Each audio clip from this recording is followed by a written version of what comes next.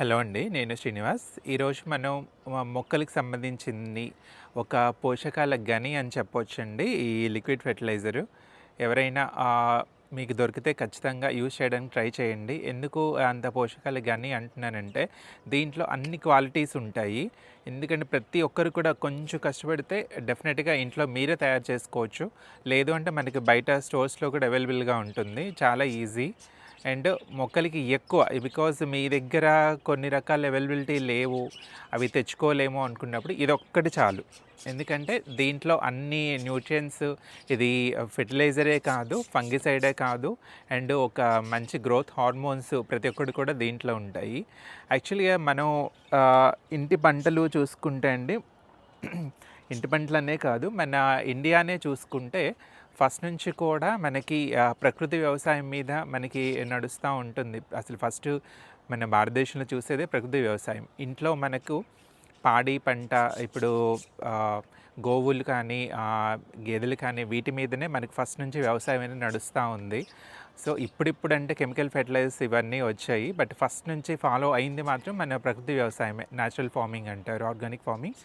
అయితే ఫస్ట్ మనం చూసుకుంటే 1920s ఆ టైంలో నమ్మాళ్ళ వారు కానీ తమిళనాడులో ఆయన ఫస్ట్ ఓన్లీ ఆవుల్ని మాత్రమే బేస్ చేసుకొని వ్యవసాయం చేసేవారు. అంటే ఆవు నుంచి వచ్చే స్ట్రీట్స్ కానీ ఆవు పేడతో కానీ దాని మీద మాత్రమే వ్యవసాయం అనేది నడిచింది. నెక్స్ట్ వాళ్ళ నెక్స్ట్ జనరేషన్ కూడా అదే ఫాలో అవుతూ ఉన్నారు. ఎప్పుడైతే తర్వాత మనకి అప్పట్లో ఎలా ఉండేదంటే, ఇంట్లో ఎన్ని గోవులు ఎన్ని గేదెలు అవి ఉంటే దాన్ని బట్టి ఆ ఫ్యామిలీ చాలా రిచెస్ట్ ఫ్యామిలీ అనుకునేవాళ్ళు అనమాట. ఎందుకంటే ఇంట్లో పాడి బాగుండేది, ఎన్ని గోవులు ఎక్కువగా ఉంటే దాని నుంచి వచ్చే ఆవు పేడ వాటితోటి వ్యవసాయం చేసేవాళ్ళు కాబట్టి అంత చక్కగా పంటలు పండుతూ ఉండేవి. కాబట్టి ఏమవుద్దంటే, ఏ ఇంట్లో గోవులు అవి ఎక్కువగా ఉండే వాళ్ళు రిచెస్ట్ కింద లెక్క కట్టేవాళ్ళు.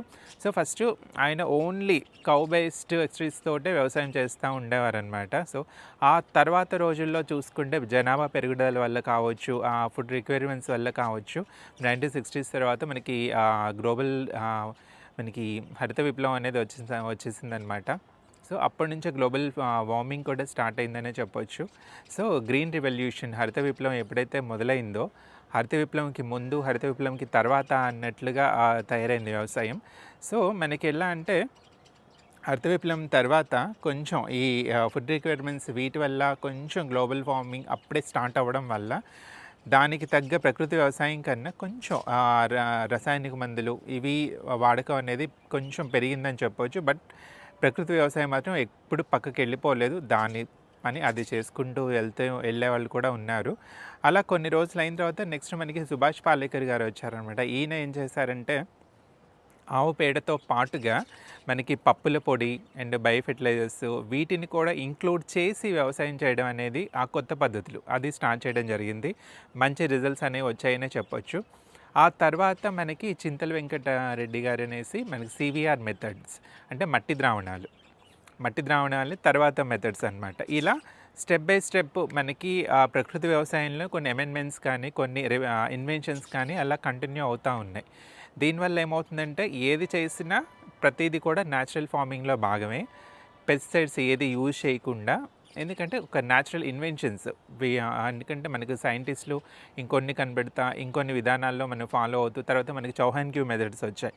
చౌహాన్ క్యూ మెథడ్స్ ఇంకా సింపుల్, మన వంటింట్లో దొరికే వాటితోనే మనం తయారు చేసుకునే ఇది ఉంటుందన్నమాట.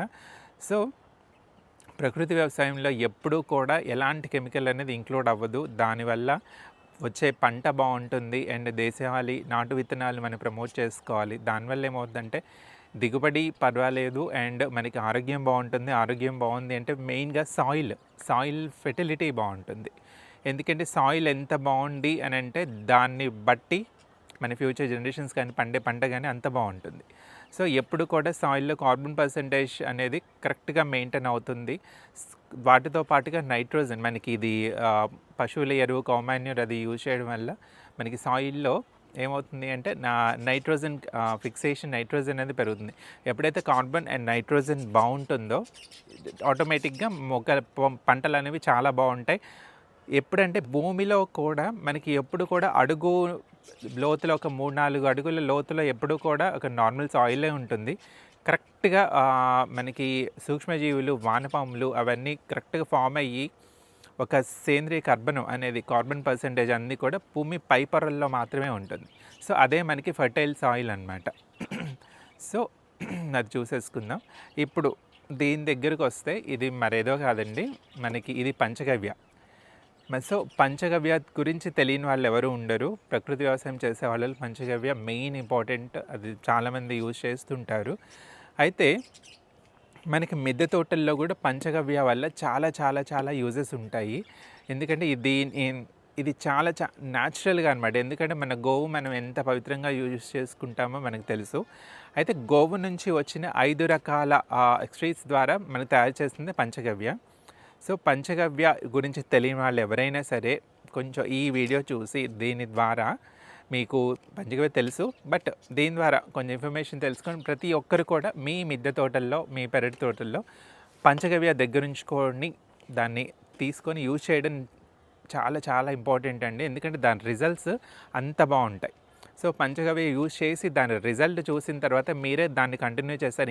ఏవో కొనే అవసరం లేదు, మనకి కన్ఫ్యూజ్ చేసుకోవాల్సిన అవసరం లేదు. ఇంకా ఇది వాడాలా అది వాడాలని కాంప్లికేట్ చేసుకోవాల్సిన పని ఏం లేదండి. మీ దగ్గర ఏమీ లేకున్నా పంచగవ్య ఒక్కటి మీరు సంపాదించుకోగలిగితే అది చాలా చాలా బెటర్ అనమాట. సో అసలు పంచగవ్య ఏంటి, దేంతో దీన్ని తయారు చేస్తారనేది చూసుకుంటే మనం చూసుకున్నాం. ఆవుకు సంబంధించిన ఐదు రకాల ఎక్స్ట్రీస్ ఏంటంటే ఆవు పేడ, ఆవు మూత్రం, ఆవు పెరుగు, ఆవు పాలు, ఆవు నెయ్యి. ఈ 5 రకాల వాటితో మాత్రమే మనకు పంచభూతాలు ఎలా అంటారో గోవుకు సంబంధించిన 5 రకాల వాటితో మన పంచగవ్య తయారు చేస్తారు. ఇది పంచగవ్య అనేది మొక్కలకి మాత్రమే కాదు, ఈవెన్ మనకు కూడా హెల్త్ బెనిఫిట్స్ చాలా ఉంటాయంటారు దీన్ని యూజ్ చేయడం వల్ల. సో అసలు పంచగవ్యాన్ని ఎలా తయారు చేస్తారు, ఏ మెథడ్స్లో తయారు చేస్తారు, దీనికి ఇంకేం అవసరం అవుతాయి అదేని చూసుకుంటే మనకు మెయిన్గా పంచగవ్య తయారు చేయడానికి చూసాం. ఆవు పేడ, ఆవు మూత్రం, ఆవు పెరుగు, ఆవు పాలు, ఆవు నెయ్యి. ఈ 5 మనకి అవసరం అవుతాయి. కంపల్సరీ 5 ఉండాల్సిందే. మీ దగ్గర ఏమైనా అవైలబిలిటీ ఉంది, మీకు తెలిసిన వాళ్ళు ఉన్నారు అంటే బయట కొనే బదులు వీటిని తెచ్చుకొని మీరే ఇంట్లో తయారు చేసుకోగలిగితే ఇంకా న్యాచురల్ అనమాట. ఎలా కల్తీ కలిసిందన్న ఇబ్బంది కూడా, ఆ డౌట్స్ కూడా ఏమీ ఉండవు. మ్యాక్సిమం దొరుకుతాయి మనకి.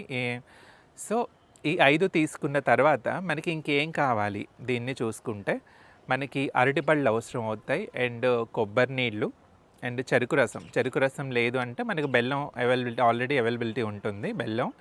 అండ్ నెక్స్ట్ వీటితో పాటుగా కొంచెం మనకి కళ్ళు లాంటిది కూడా అవసరం అవుతుంది, బట్ కళ్ళు లేకపోయినా ప్రాబ్లం ఏం లేదు. ఇంకొకటి ఏంటంటే బూడిద గుమ్మడి.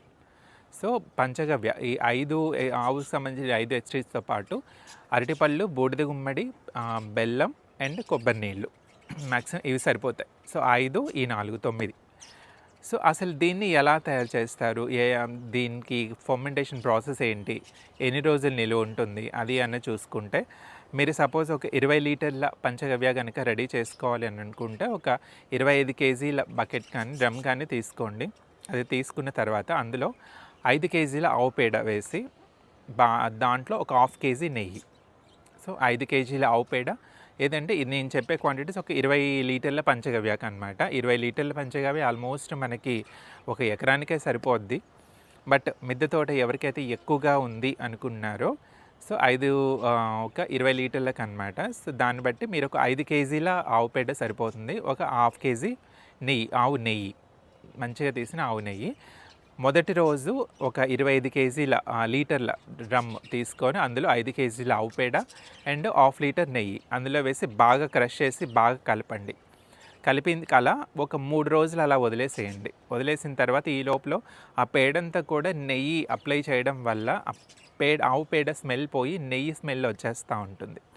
సో ఈ లోపల చిన్నగా మనకి మైక్రోబ్స్ అనేవి డెవలప్ అవ్వడం స్టార్ట్ అవుతాయి. సో ప్రతిరోజు ఆ 3 రోజుల్లో కూడా ప్రతిరోజు ఉదయం సాయంత్రం దాన్ని కలుపుతూ ఉండండి. జస్ట్ 5 కేజీల ఆవు పేడ అండ్ 1/2 కేజీ నెయ్యి అది చేసాం. ఒక 3 డేస్ దాన్ని కలుపుతూ ఉండండి. పైన మాత్రం మూత అనేవి పెట్టొద్దు, జస్ట్ ఒక క్లాత్తో కవర్ చేసి ఉంచండి.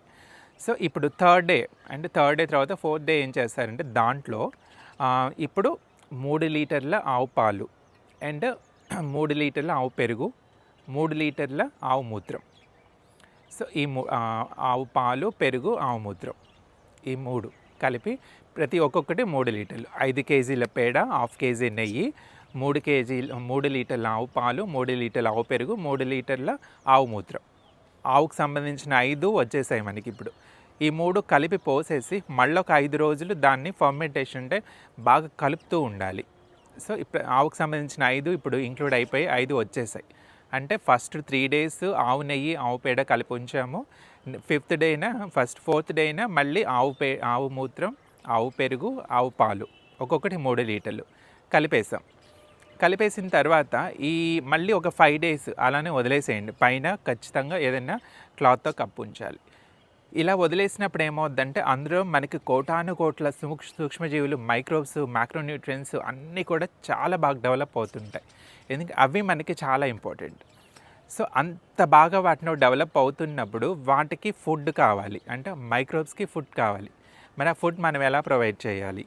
సో, ఫుడ్ కావాలి కాబట్టి ఇప్పుడు ఏం చేస్తామంటే ఆల్మోస్ట్ ఒక 2 డజన్ల అరటిపళ్ళు, బాగా మగ్గిపోయిన అరటిపళ్ళు తీసుకొని బాగా క్రష్ చేసేసి అండ్ 1 కేజీ బూడిద గుమ్మడి వాడడం వల్ల మొక్కలకి మనం అది స్ప్రే చేసినప్పుడు మొక్కలకి అంటుకొని ఉంటుందన్నమాట.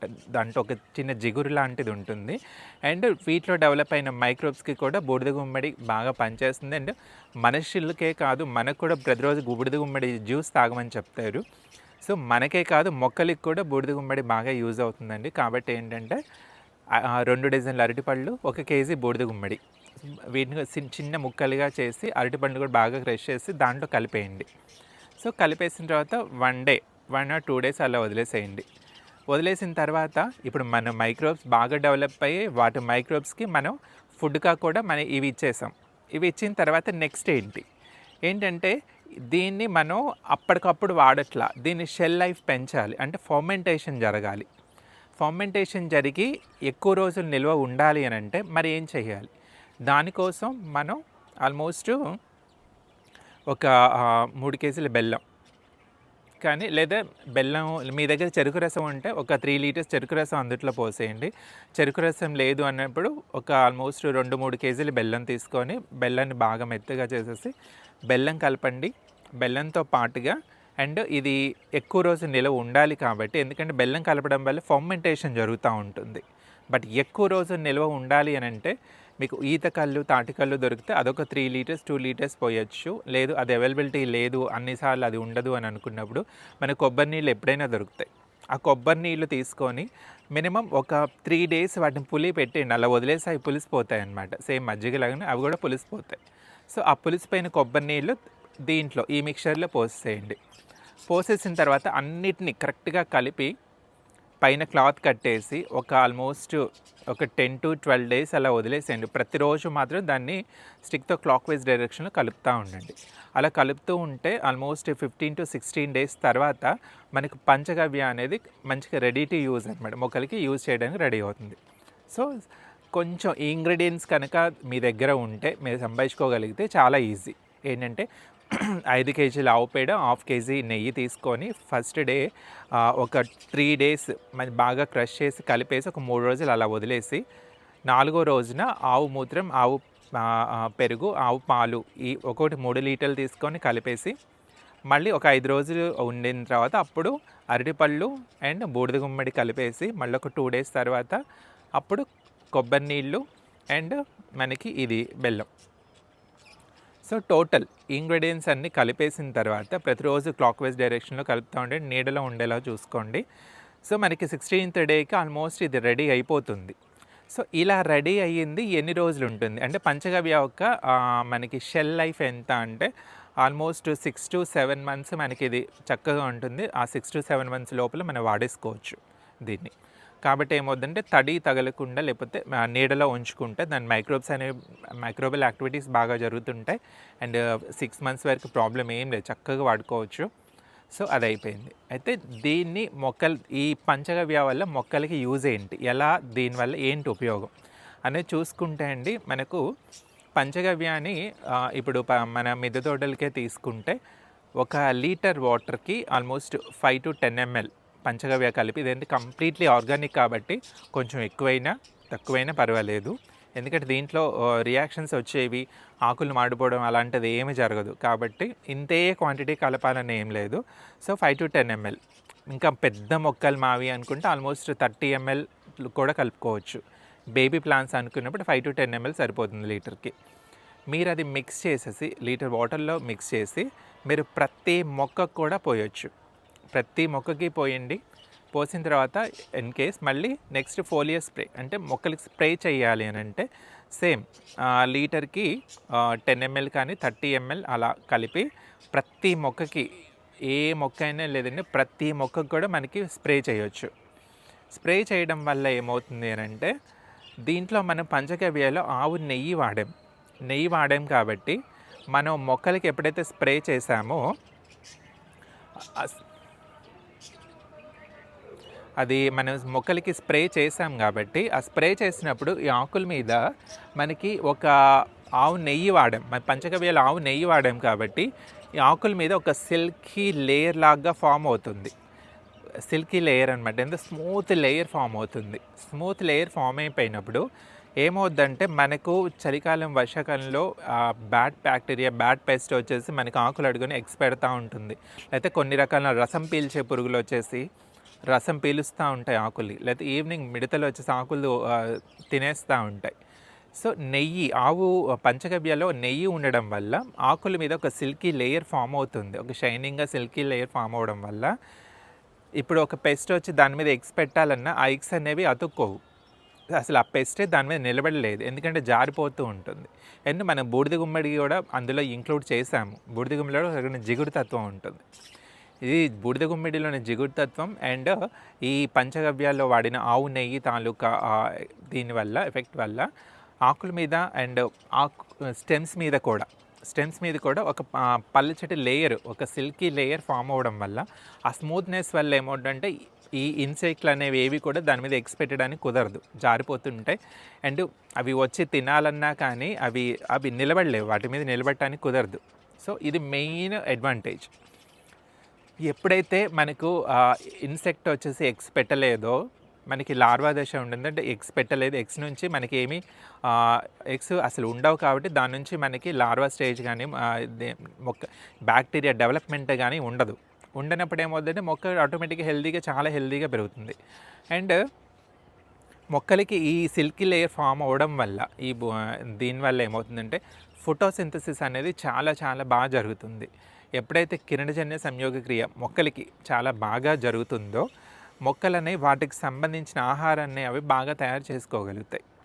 ఎందుకంటే అఫ్కోర్స్ ఇది లేకపోవడం వల్ల జరగదా అని చెప్పొచ్చు మనం. బట్ ఏమవుతుందంటే కొన్ని డస్ట్ పార్టికల్స్ అవన్నీ కూడా ఆకుల మీద ఎప్పుడు పడుతూ ఉంటాయి. బట్ ఈ సిల్కీ లేయర్ ఫామ్ అవ్వడం వల్ల ఆకుల మీద ఏది నిలబడదు, ఆకులు ఫ్రెష్గా షైనింగ్గా అలాగే ఉంటాయి. దానివల్ల ఏమవుతుంది, ఫోటోసింథసిస్ అనేది బాగా జరగడం వల్ల మీకు ఏంటంటే అవి ఆహారాన్ని చాలా బాగా తయారు చేసుకోగలిగితే ఎప్పుడైతే మొక్క తన ఆహారాన్ని తను బాగా తయారు చేసుకోగలిగిందో మొక్క గ్రోత్ చాలా బాగుంటుంది. అండ్ ఆకులు కూడా గ్రీనిష్గా ఉంటాయి. చిన్న సైజు ఆకులు కాకుండా పెద్ద సైజు ఆకులు వస్తాయి. సో దానివల్ల ఏంటంటే మొక్క అనేది ఎదుగుదల చాలా బాగుంటుంది. అది మెయిన్ అడ్వాంటేజ్. నెక్స్ట్ ఇంకొకటి ఎట్లంటే పంచగవ్య అనేది మన మొక్కలకి సాయిల్ అప్లికేషన్గా ఇవ్వడం వల్ల ఈవెన్ నేలలో అయినా మొక్కల కుండీల్లో అయినా మడుల్లో అయినా పంచగవ్య అనేది ఎప్పుడైతే సాయిల్లో మనం బాగా ఇస్తామో దీనివల్ల ఏమవుతుందంటే ఫస్ట్ థింగ్ సాయిల్ ఎప్పుడు కూడా చాలా పోరస్గా గుల్లగా ఉంటుంది అనమాట. దీంట్లో ఉండే బ్యాక్టీరియా ఏంటంటే సాయిల్ని ఎప్పుడు కూడా గట్టిపడనివ్వదు, సాయిల్ని ఎప్పుడు గుల్లగా ఉంటుంది. దీంట్లో బోలెడని మైక్రో న్యూట్రియన్స్ అవి ఉంటాయి. వాటిని ఎట్లంటే సాయిల్ని ఎప్పుడు కూడా గట్టిపడనివ్వదు. అది మనకు మెయిన్ అడ్వాంటేజ్. ఎప్పుడైతే సాయిల్ గట్టి పడలేదో సాయిల్ యొక్క రూటింగ్ సిస్టమ్ అనేది ఏరియేషన్ బాగుంటుంది, రూట్స్ బాగా స్ప్రెడ్ అవుతాయి కాబట్టి. అండ్ ఇంకొక మెయిన్ అడ్వాంటేజ్ ఏంటంటే పంచగవ్యాల్లో ఆవుకు సంబంధించిన అన్నీ ఇందులో వాడాం కాబట్టి ఎర్త్వార్మ్స్ అనేవి చాలా బాగా అట్రాక్ట్ అవుతాయి. ఎందుకంటే వాటికి ఎర్త్వార్మ్స్ అనేవి కూడా ఎప్పుడు మన సాయిల్లో ఆల్మోస్ట్ 80 to 90% ఆర్గానిక్ మ్యాటర్, సాయిల్లోని ఆర్గానిక్ మ్యాటర్ని అవి కన్జ్యూమ్ చేస్తూ ఒక 10% మాత్రమే సాయిల్ని తీసుకుంటాయి అవి.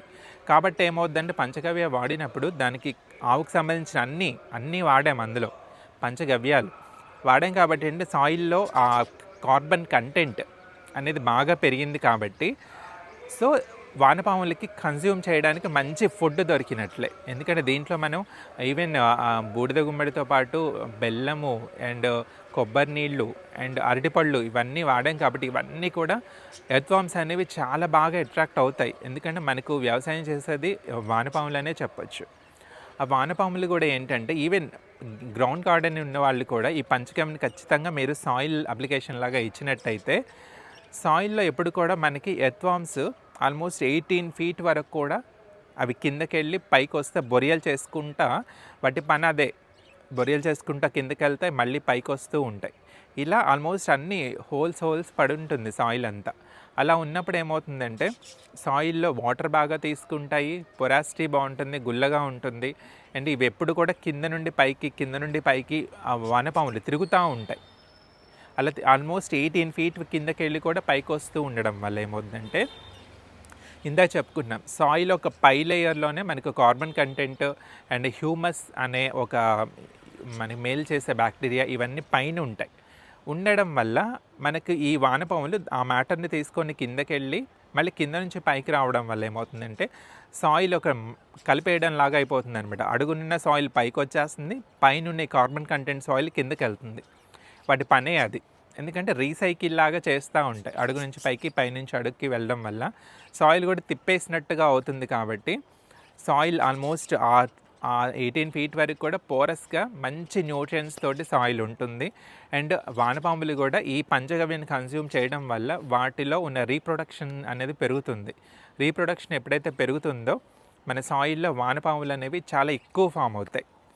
సో వానపాములు ఎక్కువగా ఫామ్ అయినప్పుడు ఇక మనకి అది ఎంత ఫర్టైల్గా ఉంటుందంటే సాయిల్ రెగ్యులర్గా మనము ఇంకేవో ఇచ్చేసే అవసరం ఏమీ ఉండదు. మీరు కనుక పంచగవ్యాన్ని ఎవ్రీ వీక్ కూడా ఇవ్వచ్చండి, ప్రాబ్లం ఏం లేదు. ఎందుకంటే దీంట్లో మొక్కలకి హాని చేసేది ఏమి ఉండదు కాబట్టి. అండ్ వానపాములు మనకి వాటి కార్బన్ని వాళ్ళు కన్జ్యూమ్ చేస్తూ ఉంటాయి కాబట్టి పంచగవ్య ఎవ్రీ వీక్ ఒక వీక్ సాయిల్ అప్లికేషన్గా ఇవ్వండి, ఒక వీక్ సాయిల్ ఇలా ఫోలియర్ స్ప్రేగా ఇవ్వండి. అలా ఇస్తూ ఉండడం వల్ల ఏమవుద్దంటే ఒక మంచి ఎకోసిస్టమ్ ఫామ్ అవుతుంది. అండ్ సాయిల్లో కూడా ఒక లైఫ్ ఉంటుంది. మీకు వద్దన్నా కానీ వానపాములు పుష్కలంగా డెవలప్ అయి ఉంటే మీకు ఒక ఆఫర్ చేయడానికి కూడా ఉంటాయి వానపాములు. ఎప్పుడైతే మన గార్డెన్లో మన మిద్దె తోటలో వానపాములు ఉన్నాయో మీ మొక్కలు అనేవి ఎంత గ్రీనిష్గా ఎంత బాగుంటాయో మీరే చూడొచ్చు. అండ్ నెక్స్ట్ దీన్ని పంచగవ్య వాడడం వల్ల ఇంకొక మెయిన్ అడ్వాంటేజ్ ఎట్లా అంటే మీకు వంగ, మిరప, టమాటో అండ్ కొన్ని రకాల కూరగాయల్లో మనకి ఏమవుతుంది అంటే పూత అనేది రాలిపోతూ ఉంటుంది. అండ్ ఆ పూత ఎందుకు రాలిపోతుందో మనకు తెలియదు. ఒకసారి వాటర్ ఎక్కువ అవ్వడం వల్ల రాలిపోవచ్చు, ఒకసారి కొన్ని వాటికి సంబంధించిన ఒక మైక్రో న్యూట్రియన్స్ తక్కువ అవ్వడం వల్ల కూడా పూత అనేది రాలిపోతూ ఉంటుంది. సో ఎప్పుడైతే మీరు పంచగవ్య అనేది ఇచ్చారో చెప్పుకున్న ఫోటోసింథసిస్ చాలా బాగా జరుగుతుంది దీనివల్ల. ఆ సిల్కీ లేయర్ ఫామ్ అవ్వడం వల్ల ఫోటోసింథసిస్ బాగా జరిగినప్పుడు మొక్క ఆహారం బాగా తయారు చేసుకుంటుంది. కాబట్టి మొక్కకు కావాల్సిన మైక్రో న్యూట్రియన్స్ అన్నీ కూడా పుష్కలంగా మొక్కకు అందుతాయి. అందడం వల్ల ఏమవుద్దంటే ఆ ఎనర్జీ మొక్కకు ఉంటుంది, పూత వచ్చేది ఎక్కువగా హార్మోన్స్ ఇదవుతాయి. అండ్ దీంట్లో పంచగవ్య గ్రోత్ ప్రమోటర్స్ వల్ల మొక్క ఎదుగుదల బాగుంటుంది.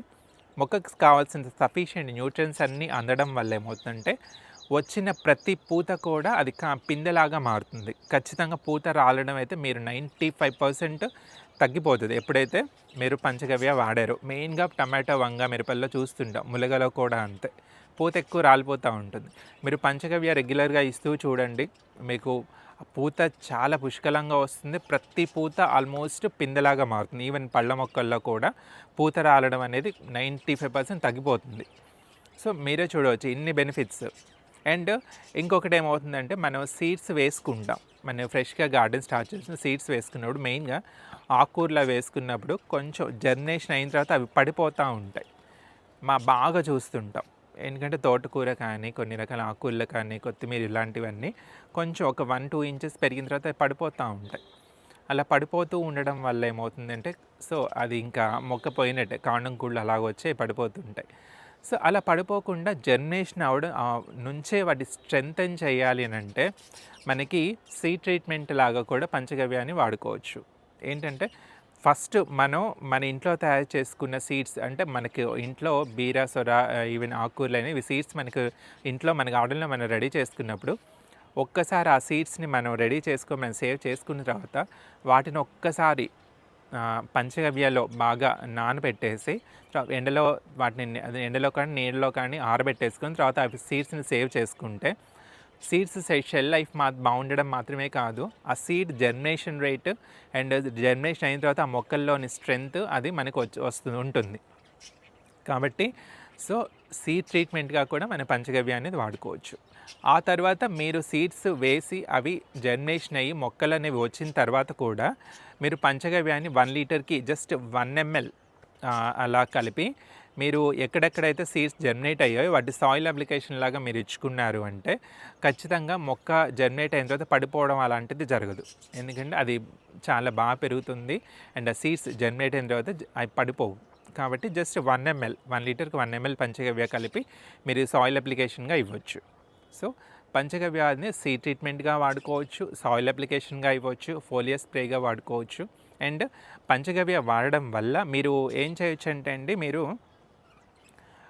సీడ్స్ పెట్టిన తర్వాత ఆ జర్మినేట్ అయిన తర్వాత అప్పుడొకసారి మీరు పంచగవ్య ఇచ్చుకోవచ్చు. నెక్స్ట్ ఇక పూత రాబోతుంది, మొక్కలకి పూత స్టేజ్కి వచ్చాయి అన్నప్పుడు పంచగవ్య ఇచ్చుకోవచ్చు.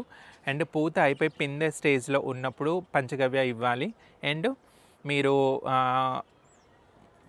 మీరు హార్వెస్ట్‌లకి రెడీగా అయ్యాయి, పళ్ళు కానీ కూరగాయలు కానీ హార్వెస్ట్‌కి రెడీ అయ్యాయి అనుకున్నప్పుడు ఒక 3 డేస్ ఆర్ 4 డేస్ బిఫోర్, అంటే 3 రోజుల తర్వాత మనం హార్వెస్ట్ చేస్తాము అనుకున్నప్పుడు ఒక 3 రోజుల ముందు కనుక పంచగవ్య ఆ మొక్కలకి ఫోలియర్ స్ప్రేగా కావచ్చు, సాయిల్ అప్లికేషన్గా కానీ ఇవ్వడం వల్ల ఏమవుతుందంటే ఆ కాయలు ఆ కూరగాయలు లేదా పళ్ళు వాటికి ఎట్లా అంటే కలర్ అనేది చాలా బాగుంటుంది అండ్ కలర్ ఎన్హాన్స్ అవుతుంది అండ్ దానిలో టేస్ట్ అనేది యాడ్ అవుతుంది.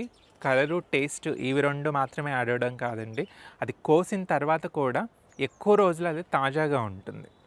సో దానివల్ల ఒక 2-3 డేస్ బిఫోర్ ఆ కాయలను కూరగాయలను కోయడానికి ఒక 2-3 రోజుల ముందు ఖచ్చితంగా పంచగవ్య కనుక ఇవ్వగలిగితే మీరు ఎందుకంటే వెంటనే మనం వండుకోకపోయినా లేదా వేరే చోటుకి వాళ్ళని తీసుకెళ్ళాలి అనుకున్న ఆ తాజాదనం అనేది మిస్ అవ్వదు. సో పంచగవ్య ఒక్కటి ఉండడం వల్ల మీరు ఇన్ని బెనిఫిట్స్. కాబట్టి మీకు వీలైనంత మీకు చేతనైతే ఈ క్వాంటిటీస్లో ఈవెన్ మీ గార్డెన్కి తగ్గట్టు లిటిల్ క్వాంటిటీ అయినా చేసుకోవచ్చు. ఎందుకంటే 1 కేజీ ఆవు పేడ, జస్ట్ ఒక పావు కేజీ కన్నా తక్కువ నెయ్యి, జస్ట్ 1 లీటర్ ఆవు పాలు, 1 లీటర్ ఆవు పెరుగు, 1 లీటర్ ఆవు మూత్రం, వీటితో ఒక అరడజన్ మనకి అరటిపళ్ళు, జస్ట్ ఒక హాఫ్ కేజీ లేదా పావు కేజీ బూడిద గుమ్మడి, కొంచెం ఒక పావు కేజీ బెల్లం, వీటిని ఇట్లా ఇంట్లో తయారు చేసుకోవాలనుకుంటే ఈ క్వాంటిటీలో కూడా మీరు ఒక చిన్న బకెట్లో కూడా ఇది చేసుకోవచ్చు. కానీ వీలైనంతగా మీరు ఇంట్లో తయారు చేసుకోవడానికి ట్రై చేయండి. ఇంగ్రీడియంట్స్ లిస్ట్ కూడా నేను ఇస్తాను. దాన్ని బట్టి ఏమవుతుందంటే మీరు ఇంట్లో తయారు చేసుకోగలిగితే మీకే ఇంకా దాని మీద ఏ కల్తీ లేదు, ఇందులో బాగుంది అని మీకే ఇంకో కాన్ఫిడెన్స్ వస్తుంది. ఖచ్చితంగా షెల్ లైఫ్ 6 to 7 months ఉంటుంది. అండ్ లేదు ఇంకా అసలు ఛాన్స్ లేదు అంటే మనకి ఆర్గానిక్ స్టోర్లో పంచగవ్య అవైలబిలిటీ ఉంటుంది. అది కనుక తెచ్చుకొని మీరు 6 months వరకు చక్కగా వాడుకోవచ్చు. అండ్ ఎవ్రీ వీక్ కూడా ఇచ్చుకోవచ్చు. 1 వీక్ స్ప్రే చేశారంటే 1 వీక్ సాయిల్కి ఇవ్వండి. అలా ఇస్తే మీ మొక్కల్లో వచ్చే విజిబుల్ డిఫరెన్స్ అనేది మీకే తెలుస్తుంది. ఎందుకంటే ఒక గ్రీనిష్గా ఉంటాయి. మీరు నాదే చూస్తుంటారు, గ్రీనిష్గా ఉన్నాయి మొక్కలు, చాలా వరకు గ్రీన్గా ఉంటాయి అంటారు. సో నేను రెగ్యులర్గా ఓడబ్ల్యూడిసితో పాటుగా పంచగవ్య కూడా రెగ్యులర్గానే ఇస్తుంటాను. అది ఎప్పుడు నా దగ్గర ఉంటుందన్నమాట. ఎందుకంటే మనం గార్డెనింగ్ కాంప్లికేట్ చేసుకోవద్దు, ఎందుకంటే ఎన్నో ఉంటాయి మనకి, బట్ అది కాంప్లికేట్ చేసుకోవద్దు. మన పద్ధతిలో మాత్రమే మనం వెళ్ళాలి. మొక్కలకి కూడా ఎట్లా అంటే అండి, ఓవర్ ప్యాంపరింగ్ చేయకూడదు. మనం వారేదో ఇచ్చారో వీళ్ళేదో ఇచ్చారో అని మనం కన్ఫ్యూజ్ అయిపోయి మన మొక్కల్ని ఇంకా స్ట్రెస్కి గురి చేయొద్దండి. బికాజ్ ఫస్ట్లో చెప్పుకున్నాం, వాళ్ళకి పెరిగినట్టుగా ఇప్పుడు కొంతమంది గార్డెన్ పెంచితే వాళ్ళకి పెరిగినట్టుగా మనకు మొక్కలు పెరగవు, మనకు పెరిగినట్టుగా వాళ్ళకి పెరగకపోవచ్చు. కాబట్టి ఏంటంటే మన పద్ధతి మనదే. కాబట్టి మనం ఎప్పుడు కూడా కాంప్లికేట్ చేసుకోవద్దు. మొక్కల్ని పెంచుకోవడం ఎప్పుడు కూడా మనం సాయిల్ కరెక్ట్గా ఇవ్వండి. అండ్ 1 ఆర్ 2 ఫెర్టిలైజర్స్ ఏవి ఇచ్చినా కానీ కాన్ఫిడెంట్గా చక్కగా ఇవ్వండి చాలు. ఎందుకంటే ఏదో ఒకటి ఇచ్చేస్తూ ఉంటే మొక్కలు కూడా స్ట్రెస్ ఫీల్ అవుతాయి. ఓవర్గా ఎప్పుడు కూడా ఏమీ ఇవ్వద్దు. లిమిటెడ్గా ఇలా న్యాచురల్గా ఆర్గానిక్గా ఉన్నవి ఇవ్వండి. మీ మొక్కల్లో డిఫరెన్స్ అనేది మీకే తెలుస్తుంది. అండ్ దాని నుంచి వచ్చే ఫలాలు కూడా మీకు అంత బాగుంటాయి. మెయిన్గా పంచగవ్య వాడడంలో ఆ ప్రిజర్వేటివ్ కెపాసిటీ అనేది బాగా పెరుగుతుంది. కాబట్టి పంచగవ్య దగ్గర ఉంచుకోండి. డెఫినెట్గా ప్రతి గార్డెన్లో కూడా ఇంక్లూడ్ అవ్వాలి. ఎందుకంటే మనకి ఎర్త్వార్మ్స్ అనేది బాగా అట్రాక్ట్ అవుతాయి. ఆ ఎర్త్వార్మ్స్ సంఖ్య కూడా బాగా పెరుగుతుంది. కాబట్టి ఏమవుద్దంటే దానివల్ల మనకి కూరగాయలు కానీ, పళ్ళు కానీ, మొక్కలు కానీ ఎదుగుదల చాలా బాగుంటుంది. పంచగవ్య అన్ని రకాల వాటికి ఇచ్చుకోవచ్చు. కాబట్టి మీకు వీలైతే ఇంట్లో తయారు చేసుకోవడానికి ట్రై చేయండి. కొంచెం క్వాంటిటీ అయినా లేతే మనకి ఆర్గానిక్ స్టోర్లో అయినా తీసుకోండి.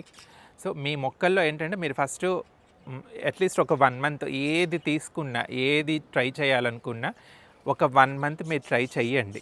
ఎందుకంటే ఓవర్ నైట్‌లో మనకి డిఫరెన్స్ అనేది వచ్చేసేయదు. 1 మంత్ మీరు వాడిన తర్వాత దాన్ని కరెక్ట్‌గా ఆ సాయిల్ అనేది 1 మంత్‌లో మనకి రెడీ అయిపోతుంది. కంప్లీట్ ఫర్టైల్ సాయిల్ అయిపోతుంది.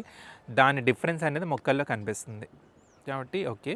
సో, పంచగవ్య మీ గార్డెన్‌లో ఇంక్లూడ్ చేసుకోవాలన్న మెయిన్ ఒక ఆర్గానిక్ లిక్విడ్ ఫెర్టిలైజర్ అండి. సో, ప్రతి ఒక్కరు కూడా మీకు వీలైనంతగా వీలైన పద్ధతిలో grow plants and stay healthy. Thank you.